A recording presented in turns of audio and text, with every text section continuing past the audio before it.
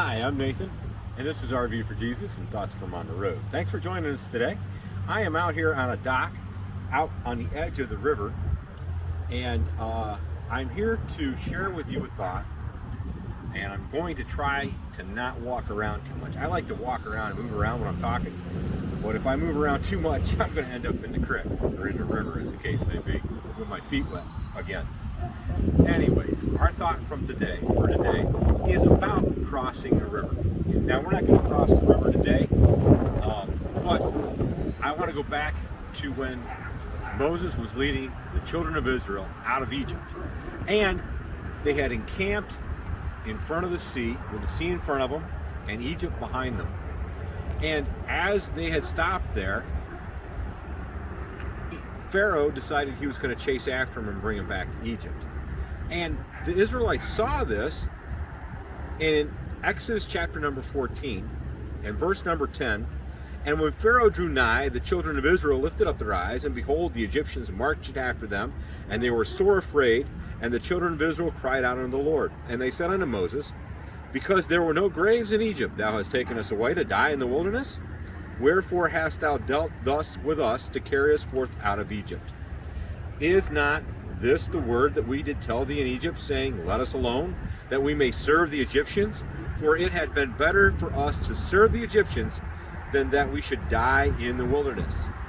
Then in verse number 13, Moses says, and Moses said unto the people, fear ye not, stand still, and see the salvation of the Lord, which he shall show to you today.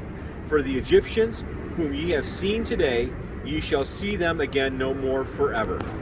And the Lord shall fight for you, and ye shall hold your peace.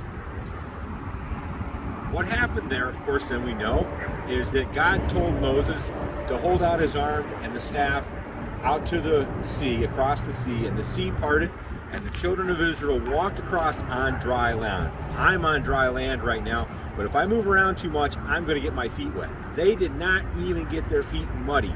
They walked across dry land. And as they got across to the other side of the sea, then Moses lifted back his arm and the staff, and as the Egyptians followed them in, the sea came across them, and God fulfilled his promise to them that they would no longer see those Egyptians ever again, because God wiped them out.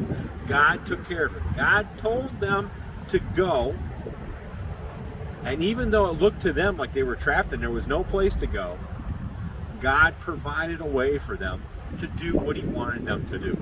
And that's my thought for today, is this, that when God calls us and tells us to go somewhere or to do something, that even though the odds seem insurmountable to us, even though it seems like we can't do it, like when we went RVing, decided to go full time, people said to us, how are you going to do it? How are you going to earn a living?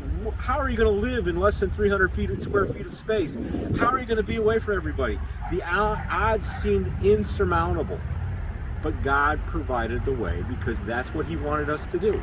Just like God provided the way for the Israelites to get across the sea onto dry land and away from the Egyptians. God does that. When God calls us to do something, he provides the way for us to do it.